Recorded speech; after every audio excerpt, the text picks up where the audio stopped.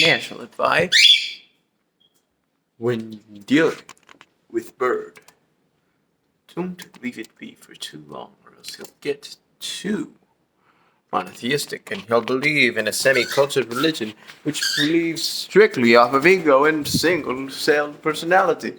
He'll fly around like this and have an attitude with altitude, flying and often returning to the place whence he came, and then again resets the cycle, where he returns, spinning around, fleeting, looking to return to sender.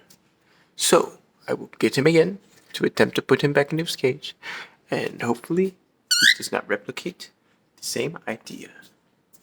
Am I right, Ryuji? Baby bird, baby bird, baby bird. Good night, baby bird. Beard. Beard. Sorry, it's late.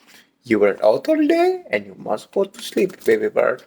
I'm sorry, it's not punishment, it is just natural way of survival. Good night. Good night. Good night. Good night. Good night. Good night. I'm sorry, okay?